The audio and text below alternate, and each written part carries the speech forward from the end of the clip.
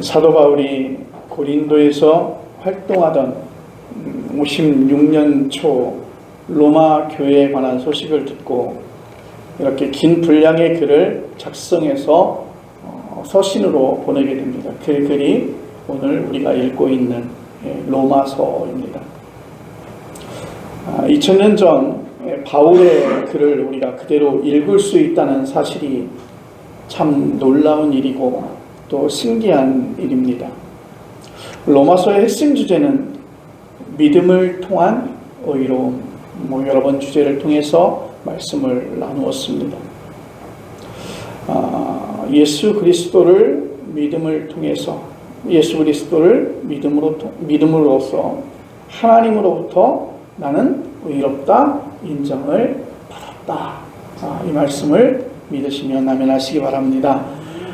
예수 그리스도를 믿음으로 말미암아 나는 하나님으로부터 의롭다 인정을 받았다는 뜻이죠. 이것이 바로 믿음을 통한 의로움입니다. 이 말씀은 다시 표현하면 다른 그 어떤 것으로도 우리는 의인이 될 수 없음에 우리가 오직 예수 그리스도를 믿음으로써 하나님으로부터 의롭다함을 인정받는다는 말씀인 것입니다. 이게 예수 믿지 않는 사람들이 오늘 이 말씀을 듣게 되면 동의하지 않을 수 있습니다. 황당하게 여길 수 있습니다. 그리고 예수 믿는 사람들의 지역적인 생각이다라고 그렇게 생각할 수도 있습니다. 실제로 우리가 살고 있는 사회 속에서는 정의로운 일을 해야 정의로운 것이지 어떻게 그냥 예수를 믿는다고 해서 어떻게 정의로워질 수 있겠느냐 그렇게 이야기하고 있는 것이죠.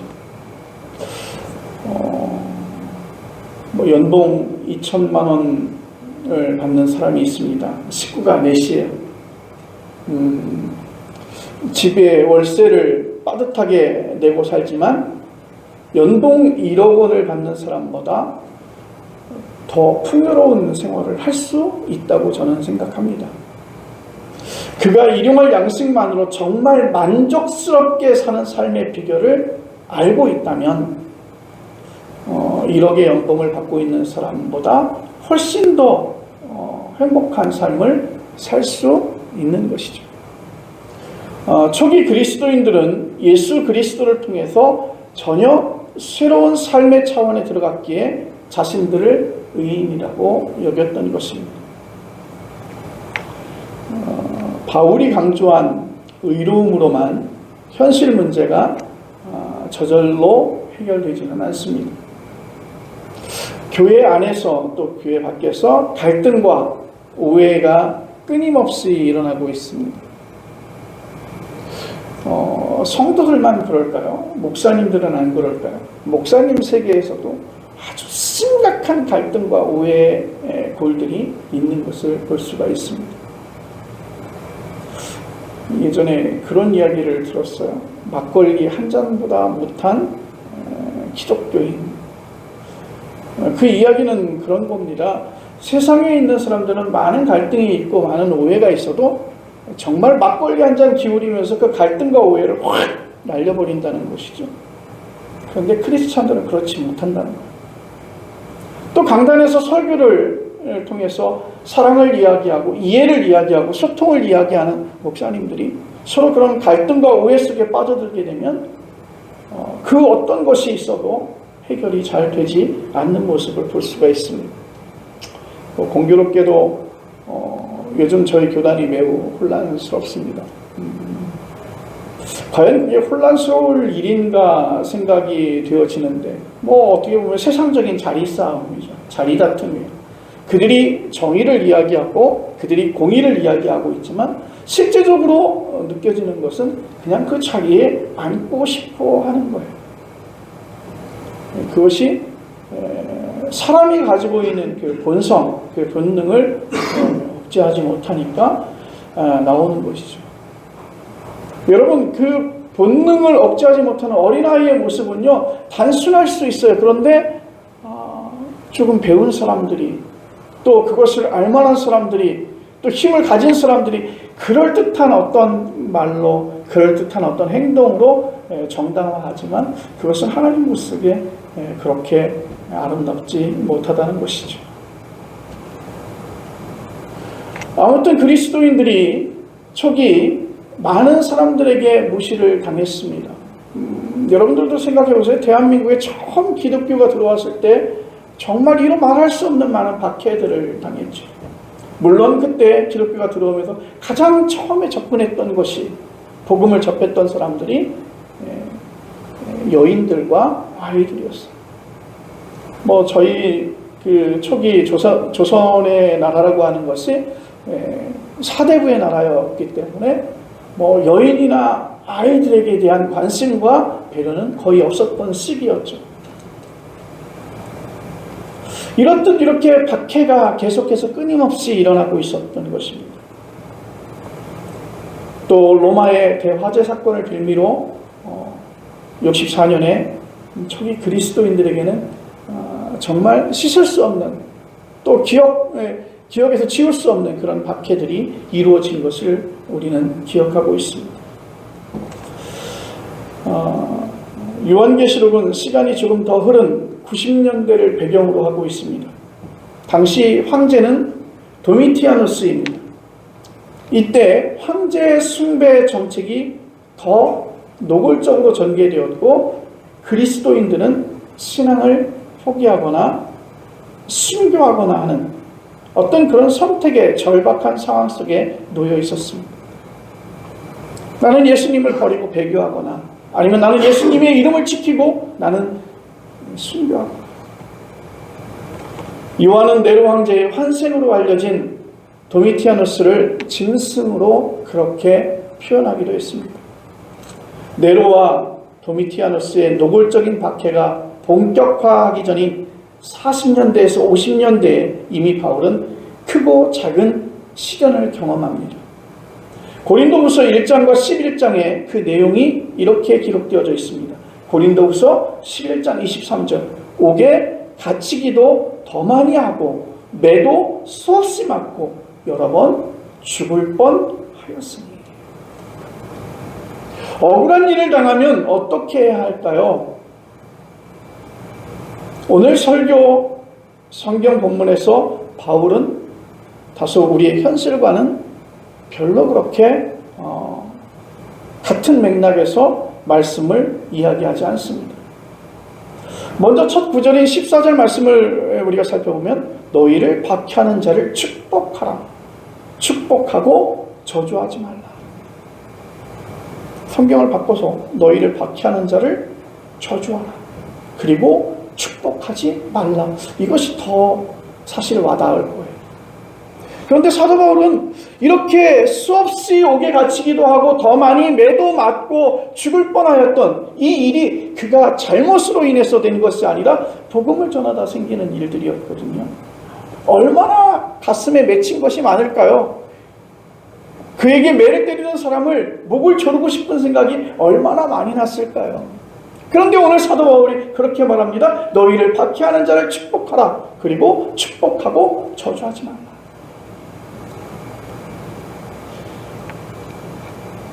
여러분 조금 손해를 보면요, 그 손해를 갖다 배로 갚아줘야 되는 게, 또 당연히 그렇게 나에게 위해를 끼치는 사람에게 배로 갚아줘야 되는 것이 이 시대를 살아가고 있는 사람들에게 정말 이해될 수 있는 말이고 납득할 수 있는 말이고 합리적인 말입니다. 그런데 오늘 사도 바울의 이 말들이 오늘 우리조차도 잘 이해할 수 없는, 귀에 들리지 않는 것입니다. 축복과 저주를 말한 다음에 사도 바울은 15절과 16절에서 이렇게 말합니다. 즐거워하는 이들과 함께 즐거워하고 우는 자들과 함께 울고 마음을 높은 데 두지 말고 낮은 데 두며 스스로 지혜로운 채 하지 말라. 그렇게 말하고 있습니다. 그러니까 삶을 손익계산서로 생각하지 말고 삶 자체, 내가 살고 있는 그 삶 자체에 집중하라고 하는 것입니다. 박해하는 자를 찾아가서 일일이 따진다고 해서 문제가 근본적으로 해결되지 않는다는 것이죠. 그런 일에 당신이 살고 있는 삶의 그 모든 에너지를 집중하고 소진하면 결과 그 삶은 그렇게 풍요롭거나 윤택해지는 것이 아니라 오히려 공허해질 수밖에 없다는 것입니다. 그래서 17절에 이 문제를 조금 더 적극적으로 사도 바울은 표현하고 있습니다. 아무에게도 악을 악으로 갚지 말고 모든 사람 앞에서 선한 일을 도모하라. 악을 악으로 갚지 말라고 말하고 있습니다. 악을 못 본 채 하라는 말은 아닐 것입니다. 정의로운 사람은 사회 정의를 실현하기 위해서 악에 저항해야 한다고 우리는 그렇게 배웠습니다. 이미 오래전 바벨론 문명은 이는 이로 눈은 눈으로 라고 하는 원리를 세웠습니다. 이런 원리에 따르면 악은 어떻게 해요? 단호하게 제거해야 할 것입니다. 그런데 바울이 이 글을 쓰던 시대의 로마는 자기들이 악이라고 여기는 대상을 가차없이 응징하고 있었던 그런 시대였습니다. 그런 일에 주저하거나 피하는 일이 없었습니다. 그것은 로마 정신에 어긋난 일이었어요.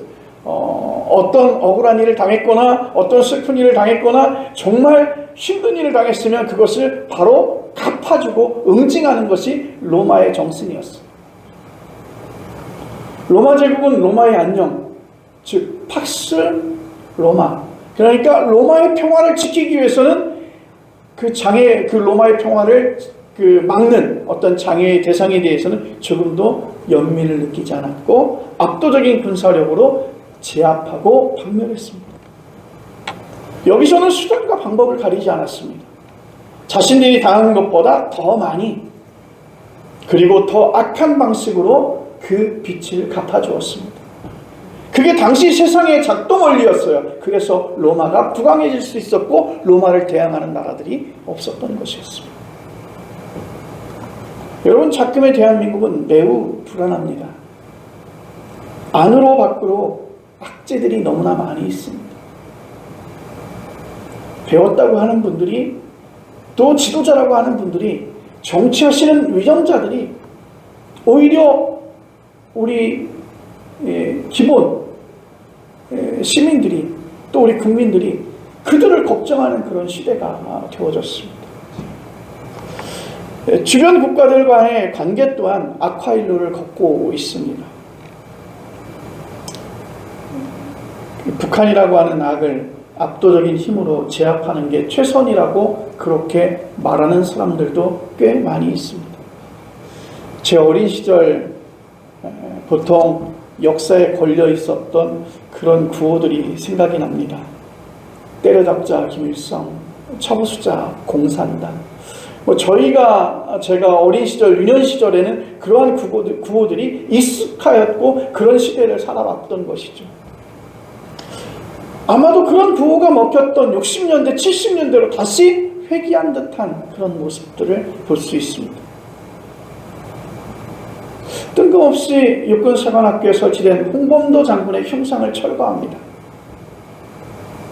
윤 대통령은 광복절 78주년 기념식 축사에서 결코 이러한 공산 전체주의 세력, 그 맹종 세력, 추종 세력들에게 속거나 굴복해서는 안 된다고 그렇게 말했던 것이 작년 광복절이었습니다.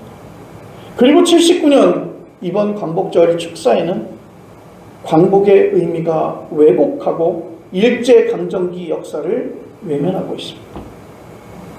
자유를 강조에 치중하고 비판 세력에 대해서 반자유, 반통일 규정을 합니다.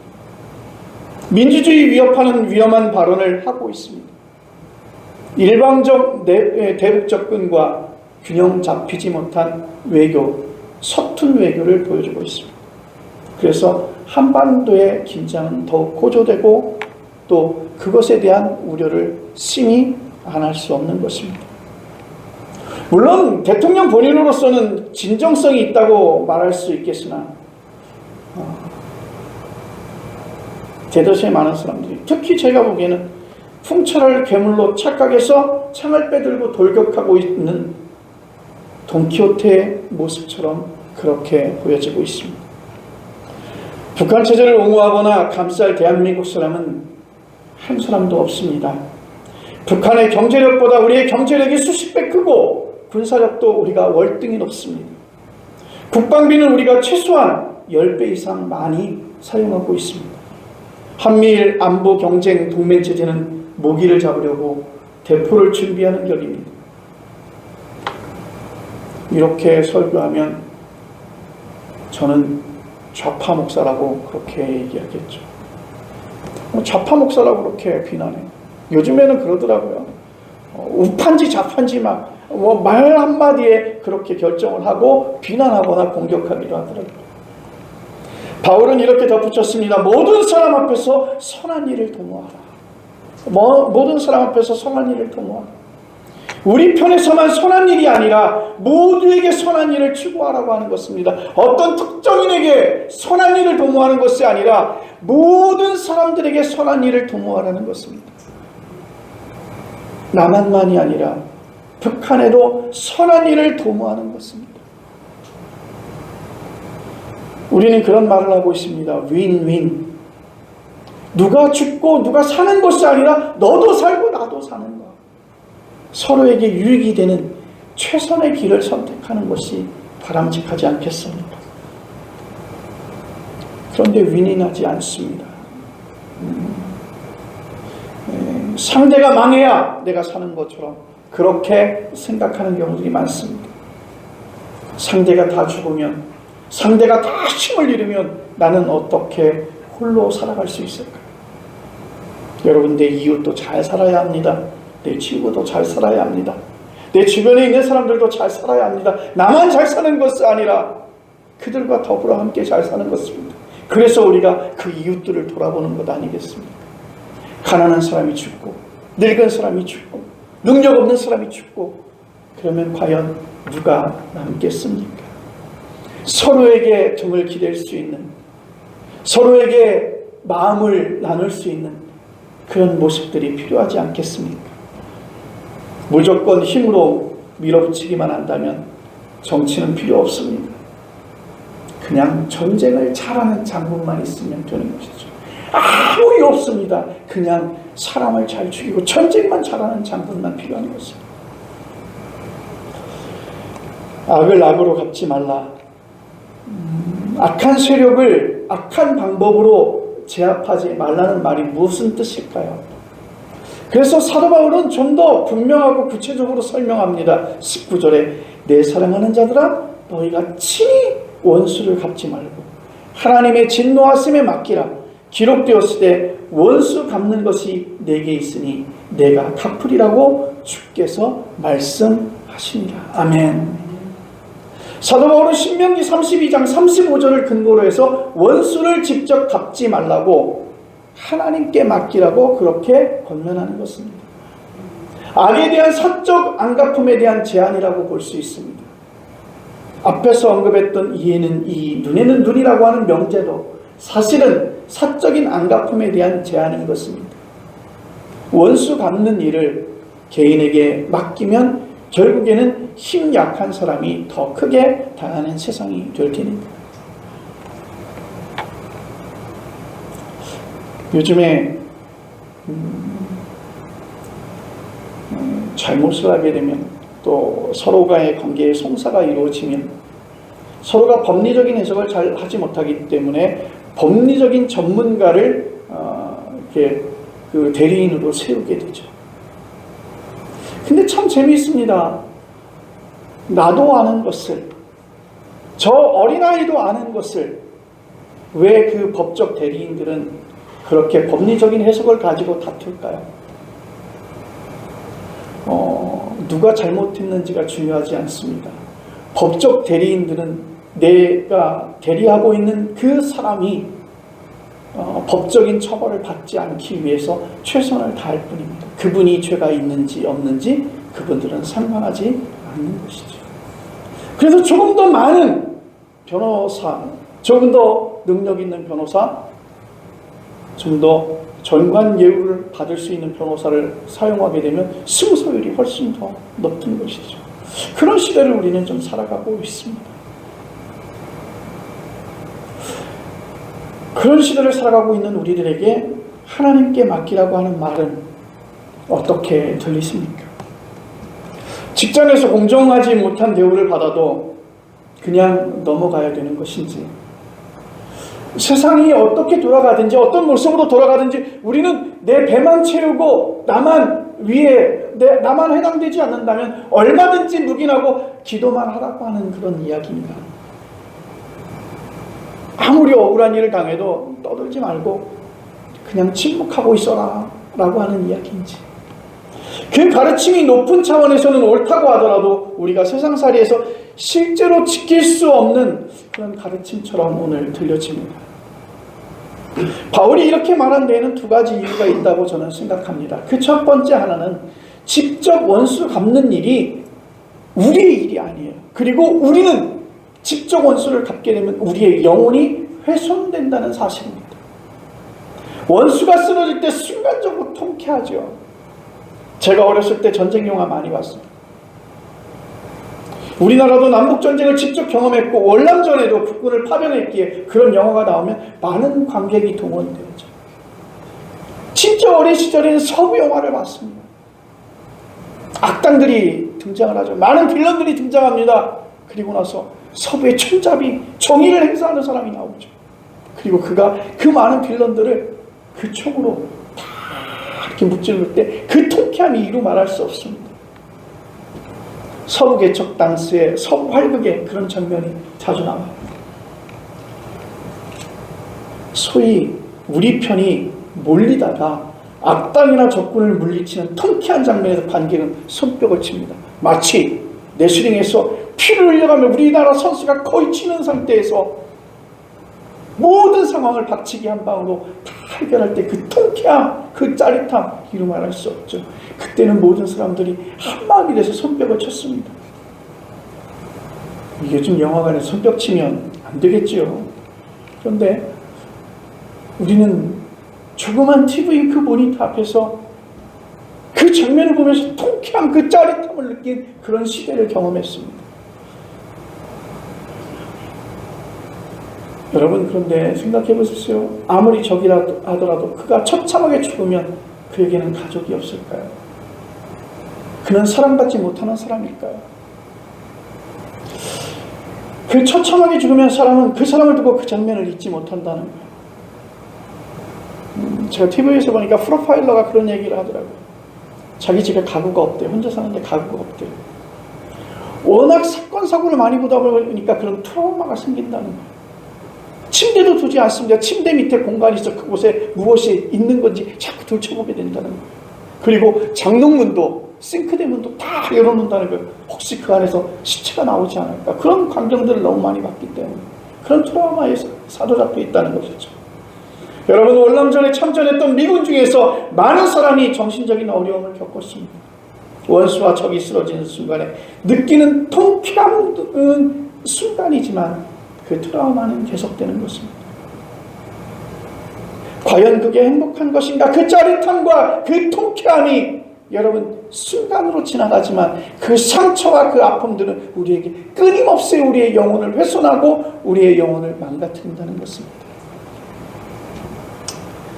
에릭 프롬이 인간은 파괴적인 동물인가라고 하는 책에서 인간 문명이 인간을 점점 더 파괴적으로 만들고 있다고 분석하고 있습니다.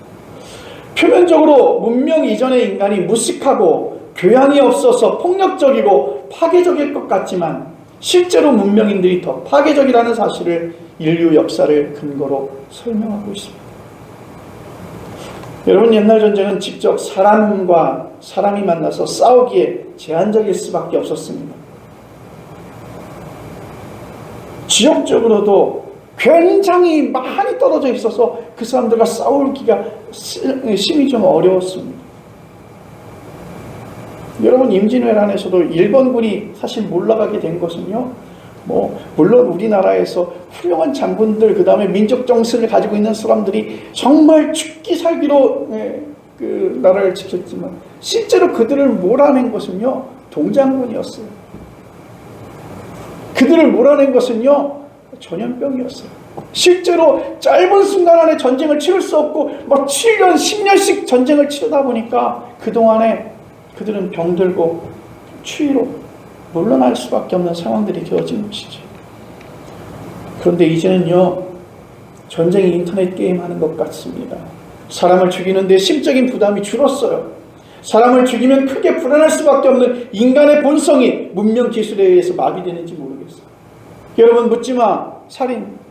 그들이 게임 속에서 했던 것처럼 실상에서도 정말 아무런 거리낌 없이 그냥 버튼 하나로 사람을 죽이는 것처럼 그렇게 죄의식도 사라진 시대가 되었습니다.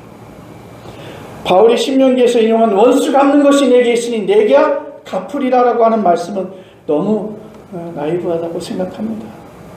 우리가 경험하는 세상은 하나님의 심판이 작동하지 않는 것처럼 그렇게 보일 수도 있습니다. 여러분, 사실 악한 사람이요, 화려하게 잘 삽니다. 천수를 부립니다.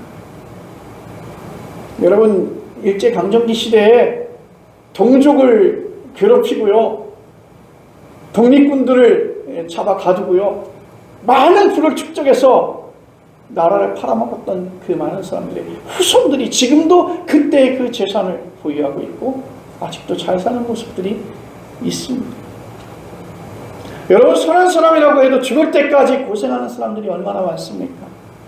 정말 착하고 바르게 다른 사람에게 해코지하지 않고 도둑질하지 않고 정말 선하게 살지만 정말 사는 생활 하루하루가 정말 고되고 힘든 사람들이 있습니다.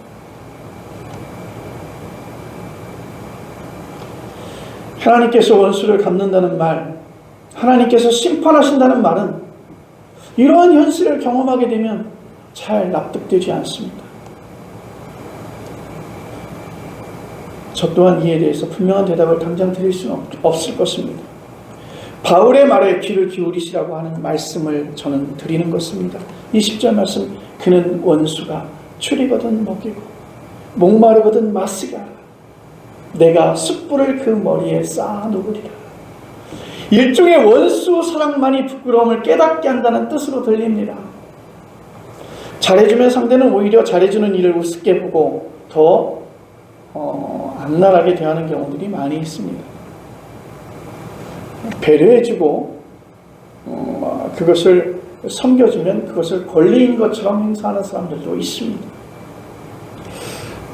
북한 형편이 어렵다고 제공한 비료와 식량과 의약품이 도리어 전쟁 무기인 핵이 되어서 우리를 위협한다고 그렇게 말하시는 분들도 많이 있습니다. 꽤 일리 있는 그런 말씀이죠.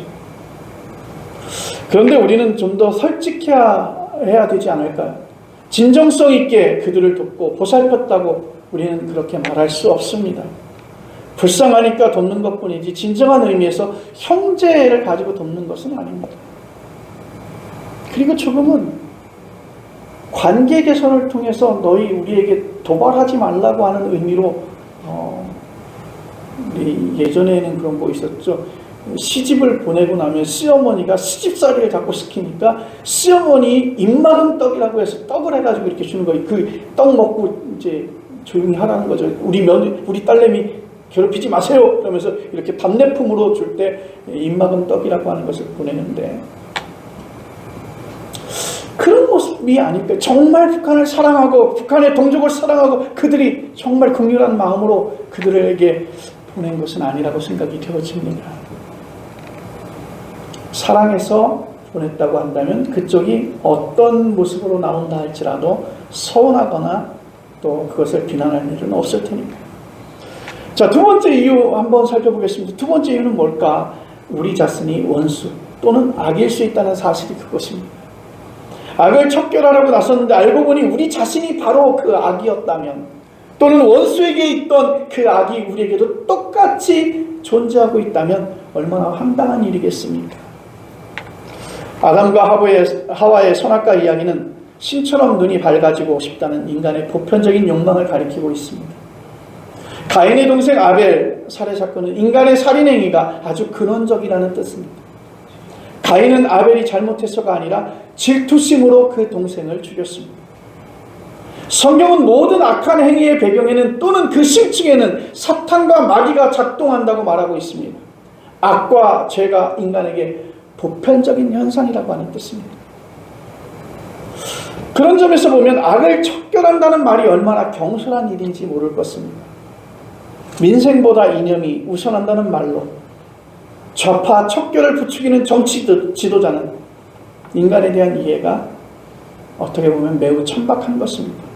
2000년 전 이어진 기독교 영성과 신학 역사를 모르는 사람들이 툭하면 저 사람은 자유주의 신학자야, 좌파 신학자야, 그리고 동성애 찬성론자야 하고 매도하는 형태와 같습니다.